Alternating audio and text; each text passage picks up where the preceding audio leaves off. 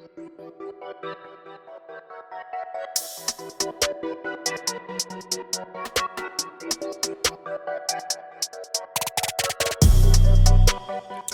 what's going on, everybody? This is Coach L. And your boy, Coach P. And we are here with a very special episode of the John Dewey Podcast. Coach P, can you tell us what's going on? It is ribbon cutting day, January 9th, 2024. It marks the grand opening, and it's truly a testament to the community dedication, fostering student agency, intellectual risk-taking, and embracing project-based experiential learning. That's right. And listen, a program like this doesn't happen just with one partner, but with many people coming together to make this type of space possible. And so we just want to give a special thanks to the Vital Library Grant. The makerspace and recording studio are now vibrant hubs for student creativity. Also have to give a heartfelt thanks to Melissa Jacobs, Vital Program founder, the Fund for Public Schools, the Edith and Francis Mulhall Achilles Memorial Fund, Principal Heather Adelle, Robert Butler, who's the coordinator of student activities, and our librarian, Stephanie Rosalia. Lastly, we want to thank our partners, Projectivity, Thrive Collective, and Speak Life, who all were vital contributors to making this podcasting studio a reality. So we have some great things lined up for you today, so just sit back and check out these great interviews.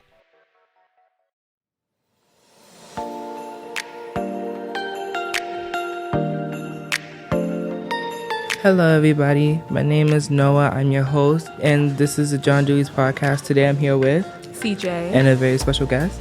This is Adelle. And today, we're just gonna be giving Miss Adelle just a little interview about how she feels about the school and etc. like that. Do you have anything you want to say about like the school? Any plans you have in general? Sure. So John Dewey High School has always been a very special place. I've seen over the years that I've been here, this is my 7th year here. Oh, nice. Over the time here, I've seen it transform lives. I've seen it open many doors for adults and for students alike. So this place has always been something special that I always knew could grow and expand. And over my time here and my tenure here, I've had the humbled and esteemed pleasure to be a part of that and to work with all of the stakeholders here to make all these programs come to life and to keep expanding all of the things that our students want to be a part of. I love that. Do you have any questions? Besides like the pre-med program and the business program and the art program, just to like name a few, are there any programs that you would like to implement into the John Dewey High School?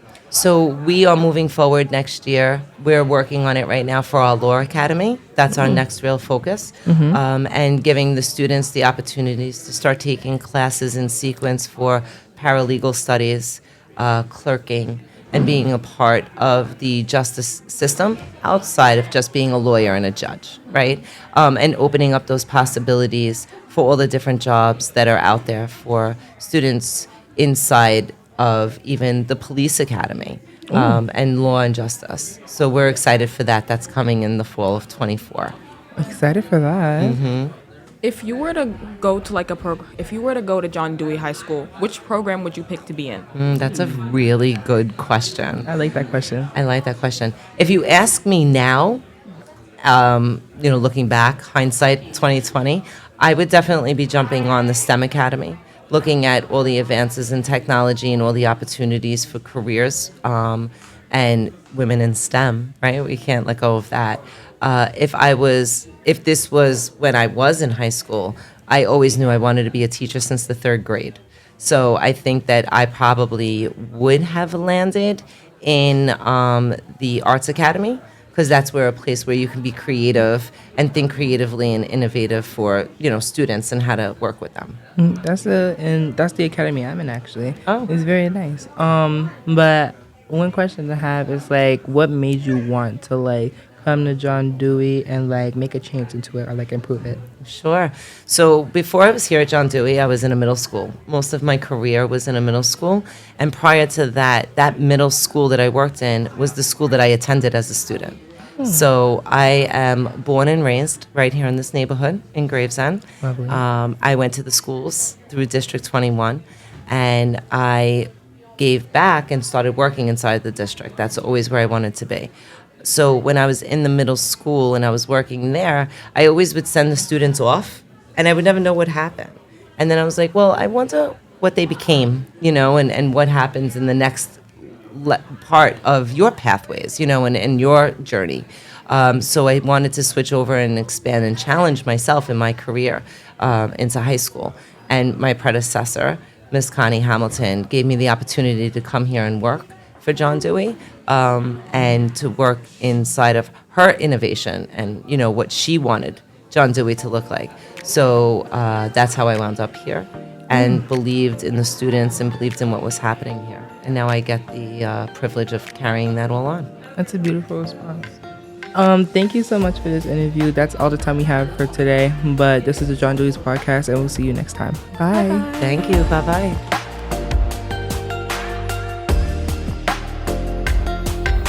Hey everybody, welcome to Everything at Once podcast. I'm your host Gabriel, and I'm with my co-host Mo and our guest. Stephanie Rosalia.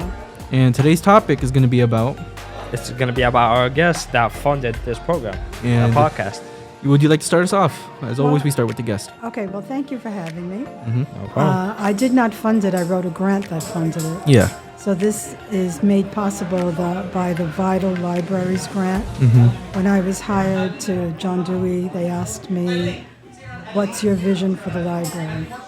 I said, well, if you hire me, I'm going to tear that library apart. I'm going to make a makerspace. I'm going to have a podcast studio because I believe that students need to be content creators as well as content consumers.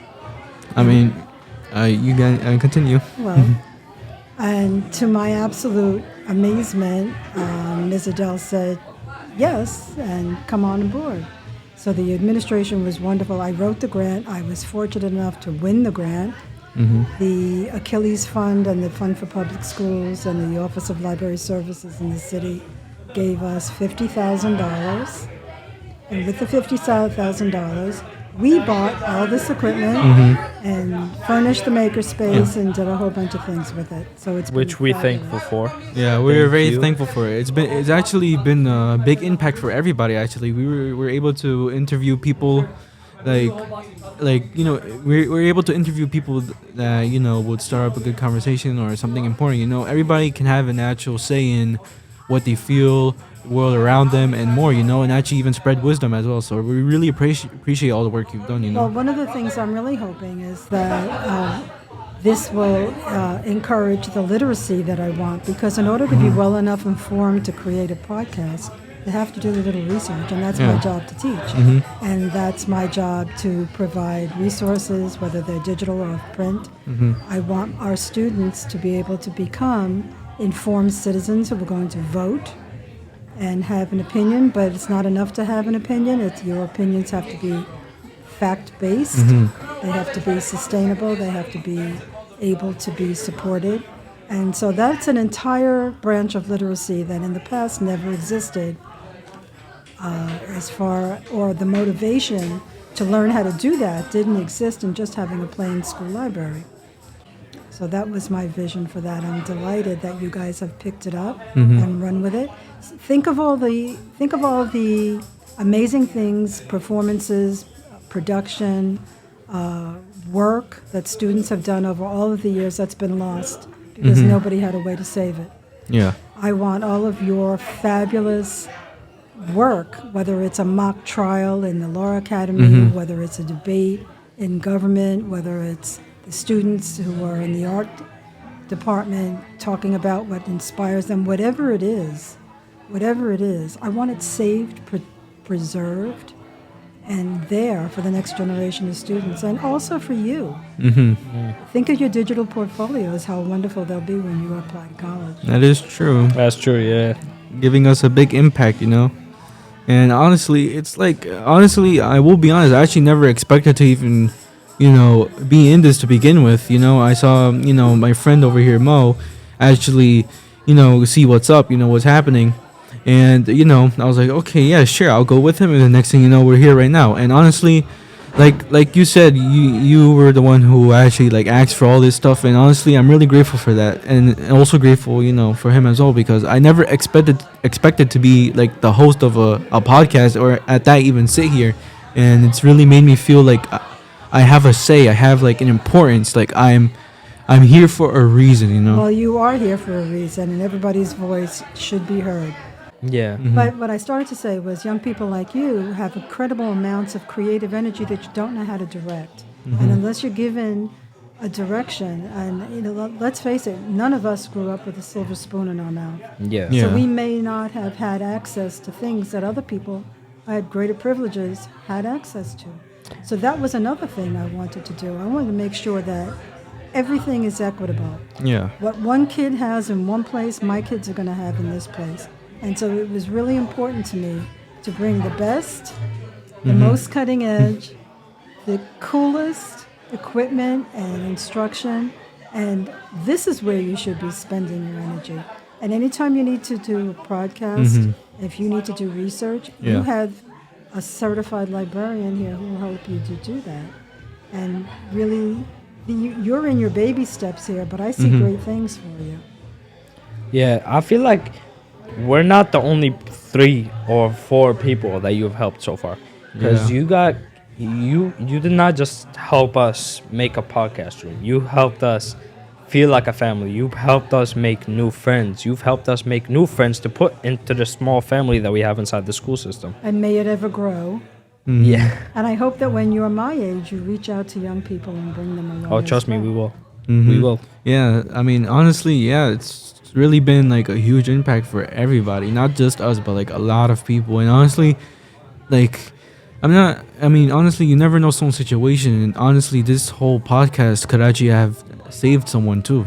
You really don't know that, but they like, it's like a safe space, a place where people can actually like forget everything that's happening and actually be able to enjoy themselves, enjoy the like all the things they like, they love. Well, that's my definition of a library. First and foremost, it's a safe space. You can find yourself in a book. You can find any situation that you need to deal with in a book or in some of the websites that I have subscribed to. This is absolutely a safe space where no one is ever going to judge you. We're always going to help you. And we're always going to lift you up, because I have a friend who is the founder of the City Kids Foundation. I don't know if you ever heard of that. I haven't. And their motto is each one reach one, each one teach one, each one bring one into the light.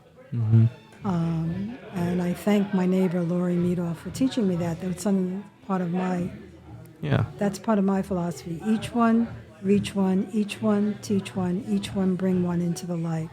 So whatever it is you guys have learned here, or however it is you think it has helped you, I hope you spread that around and help others. If you don't mind my asking, what year school are you in? Are you seniors? Sophomores. Sophomores, yeah. Okay, so you've got a way to go. Pal up to a freshman, and keep it up. And then that just grows exponentially where the whole school is chilled. I mean, honestly, if you would have seen us, like us two last year, we had, I think, about like 5 or 6 people in our group. That's the only people we used to really like hang around with. Yeah, but us coming into this podcast, talking to random people, actually getting to know them, it got me like, I don't want to sound like the kid that wants the attention, but really, I used to hate talking to people last year.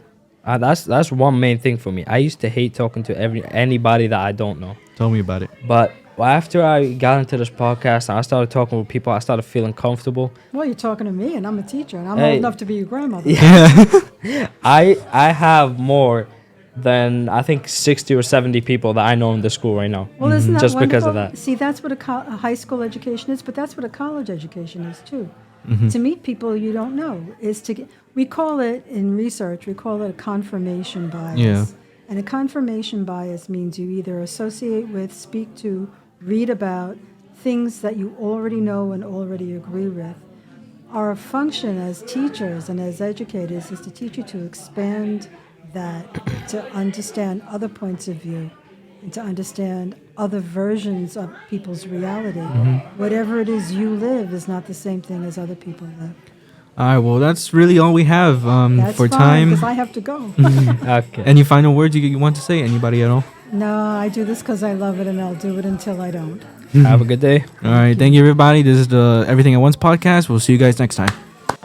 Thank you for listening to this episode of the John Dewey Podcast. I have been your host, CJ. You can check us out on YouTube, Apple Music, and Spotify, among other things. Have a wonderful day.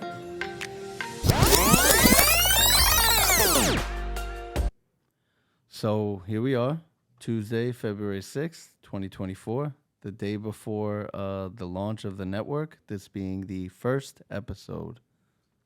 My name is Mukhammadali Legionov. I'm here with Mr. Butler. And yeah, the launch event, it was a unique day.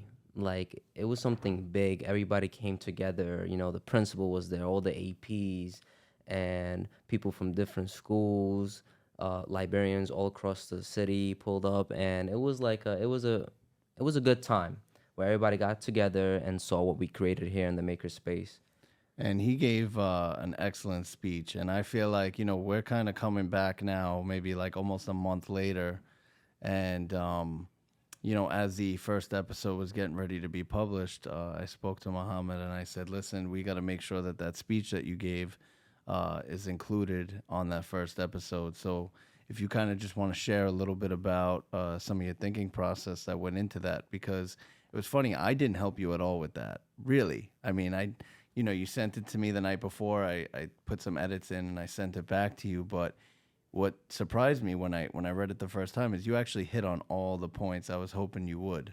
So if you kind of want to just share a little bit about your thinking process, because I also remember seeing you before you were going to give that speech, pacing back and forth, kind of rehearsing it in your head, and that was it was refreshing to watch because I do the same. Yeah, so the reason I was so comfortable with that speech, okay, I was uncomfortable when I was about to give it, you know? So I was like pacing back and forth, trying to memorize the words, because I don't want to keep looking at the paper, you know, in front of like, 60, 70 people.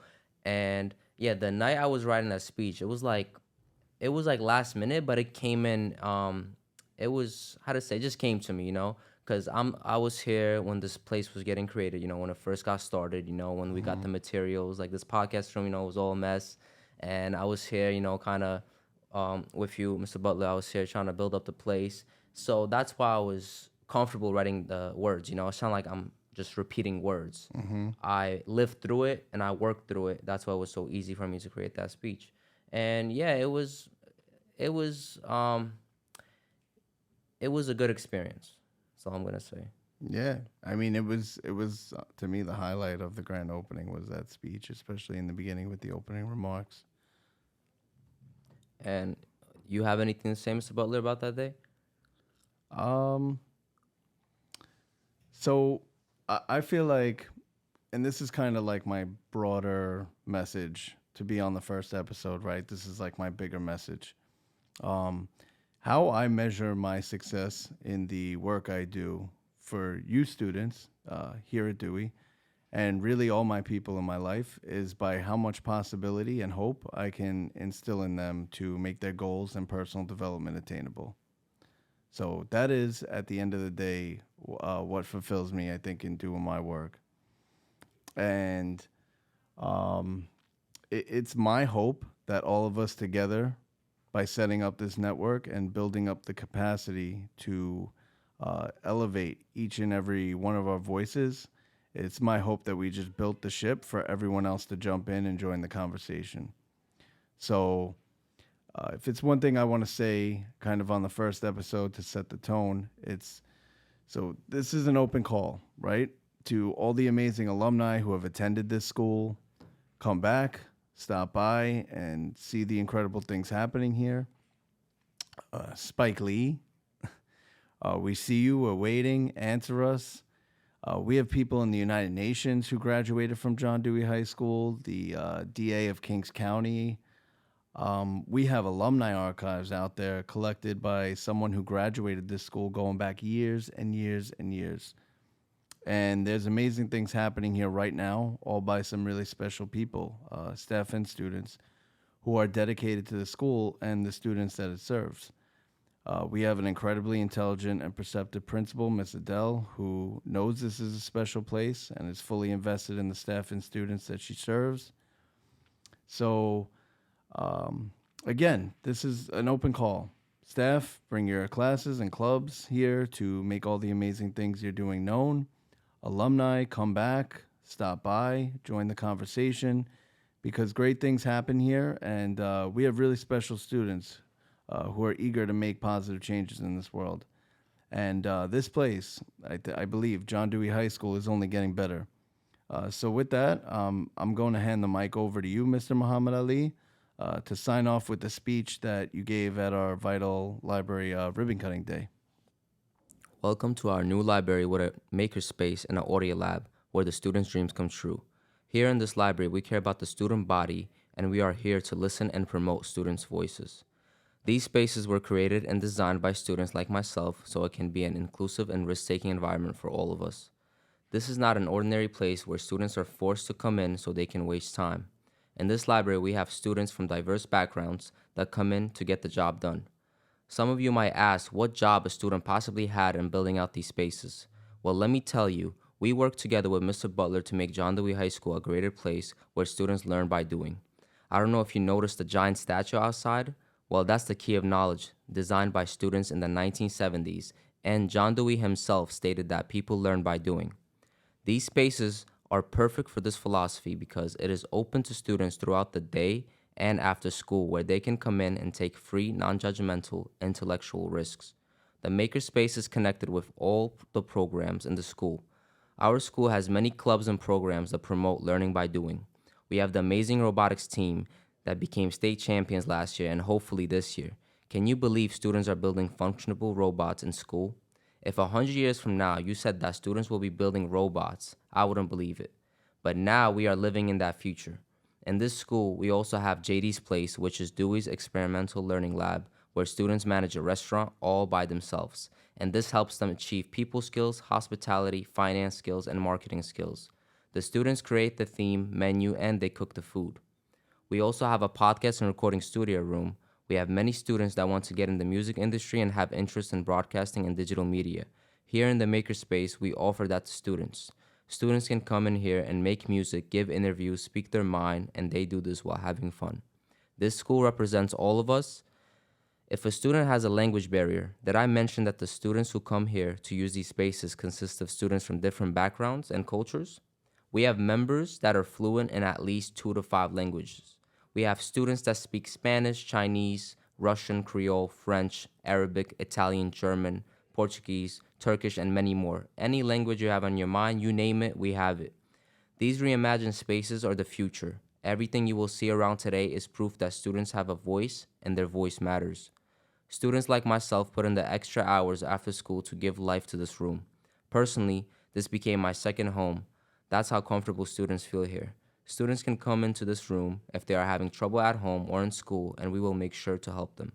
Of course, we are not done here. We have plans to continue to make improvements, but this is our start. We are dreaming big and starting small, but most importantly, we started and we have a long journey ahead of us. One thing is for sure, I can come back to this place 5-10 years from now on, and the doors of John Dewey High School will always be open for me. The overall goal of these spaces is to promote students' voices in a community where everyone is safe and equal and give them the opportunity to succeed in whatever they do. Here in John Dewey High School, we say yes to the students and we say yes to you, and all your dreams come true in this place.